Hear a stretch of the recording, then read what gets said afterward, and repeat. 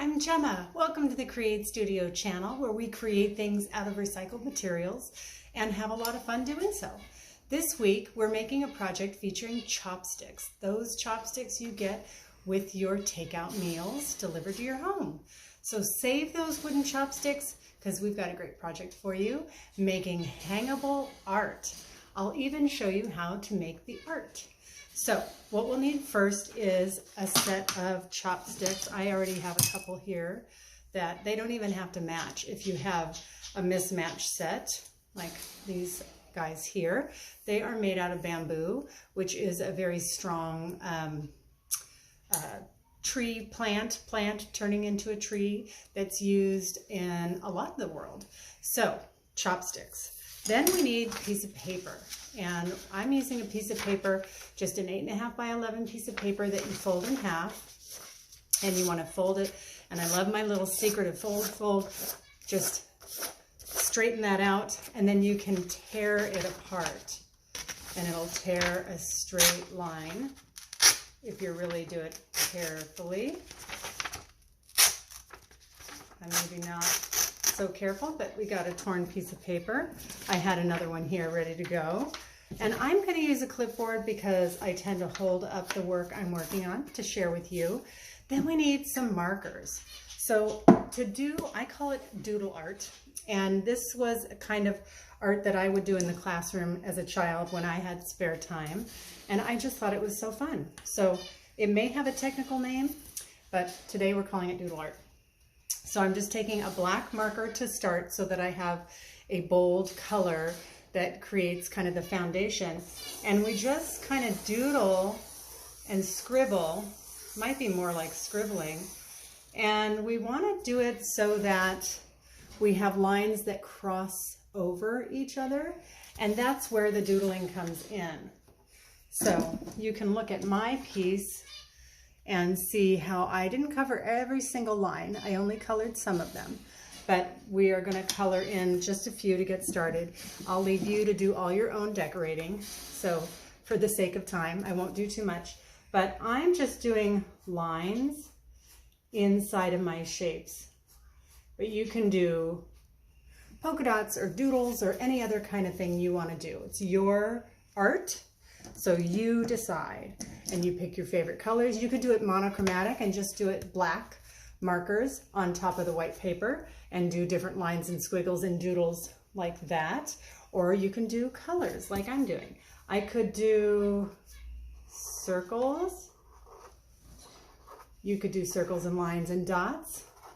Whatever kind of art you want to do in your little sections. So now I'm just going to do one more color and then we'll make it a hanging piece.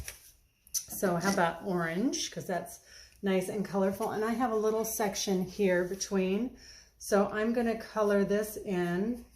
And I tend to do lines a lot when I'm coloring because markers have a hard time coloring the whole area densely.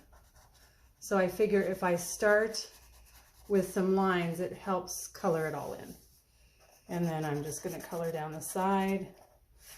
So you can even do words inside the sections. You could just go a whole bunch of different ways. And I always like to just give you ideas and let you create your own way or provide that opportunity. So now we're going to take this as our example. And then we're going to take a chopstick. And I have some clear tape here. And I'm going to take my tape and I'm going to stick it on the back of my paper so that the sticky side is facing you, like that. And then I'm just going to lay my chopstick so that it's kind of centered. I'm putting the chopstick above the paper, not quite on the paper, just above it.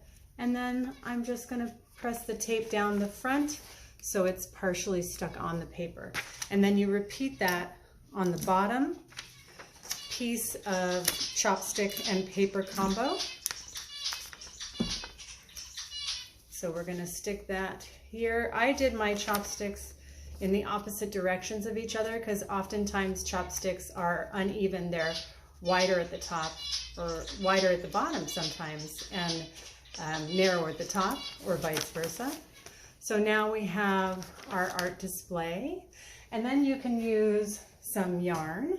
I'm not going to cut the yarn out now. Oh, maybe I will. Let's see. I've got a piece of my yarn. I just got to find the end of it. I should have prepped that before we got started.